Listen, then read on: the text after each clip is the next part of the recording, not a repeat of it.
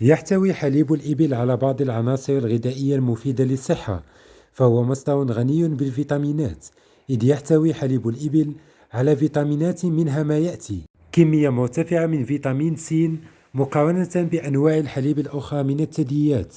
إذ أنه يشكل ضعفين إلى 3 أضعاف ما يحتويه حليب الأبقار،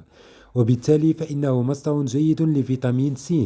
مقارنة بالمصادر الأخرى لهذا الفيتامين والتي يصعب زراعتها في الصحراء، وذلك بحسب ما ذكرته مراجعة نشرت في مجلة Journal of Family Medicine and Disease عام 2019. كما يحتوي على فيتامين ألف، إلا أن محتواه أقل مقارنة بما هو متوفر في حليب الأبقار. يحتوي كذلك على فيتامين ه بنفس الكمية الموجودة في حليب الأبقار، وذلك بحسب ما أشارت إليه دراسة مخبرية نشرت في مجلة International Journal for Vitamin and Nutritional Research.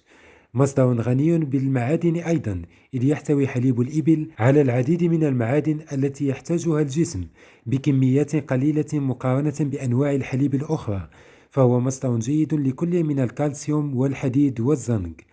المهم للحفاظ على الجهاز المناعي وتحسينه، وهو مصدر جيد للدهون الصحية، إذ يحتوي حليب الإبل على العديد من الدهون الصحية مثل الأحماض الدهنية ذات السلسلة الطويلة وحمض اللينوليك، والأحماض الدهنية غير المشبعة التي قد تحسن صحة كل من القلب والدماغ. وحسب نتائج بعض الدراسات حول فوائد حليب النياق والإبل، فهو يحسن حالة مصابين بمرض السكري، إذ أشارت مراجعة منهجية ل 22 دراسة نشرت في مجلة International Journal of Endocrinology Metabolism Access عام 2017 إلى دور حليب الإبل في المساهمة في التحسين من مرض السكري، إذ أن استهلاك كمية منه مدة تصل إلى 3 أشهر يحسن من المؤشرات المرتبطة بمرض السكري مثل تقليل مستوى السكر في الدم ومقاومة الأنسولين، كما أنه يساهم في التحسين من مستوى الدهون في الدم ومكافحة خلايا سرطان القولون. بالنسبة لاستخدام حليب الإبل للقولون، فقد أشارت دراسة مخبرية نشرت في مجلة فود كيمستري عام 2013 إلى دور حليب الإبل في المساهمة في مكافحة نمو خلايا القولون السرطانية،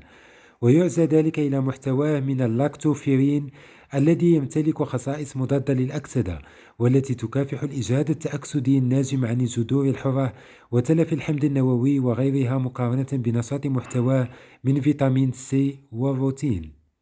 كما أشارت الدراسات أيضا أنه يساعد على مكافحة الميكروبات بفضل البروتينات الليزوزيم واللاكتوفيرين واللاكتوبروكسيديز، إذ يساعد على مكافحة الميكروبات مثل المكورة اللبنية والإشريكية القولونية والمكورة العنقودية الذهبية والسالمونيلا، بالإضافة إلى أن ما يحتويه من اللاكتوبروكسيديز يشكل عاملا مضادا لبعض أنواع البكتيريا. أما بالنسبة للجلوبولينات المناعية فإنها أقل تأثيرا في البكتيريا، ولكنها تشكل جسما مضادا تجاه الفيروس العجلي، ولذلك فإن من فوائد حليب الإبل للمعدة هو كونه قد يخفف الإسهال المرتبط بالإصابة بالفيروس العجلي.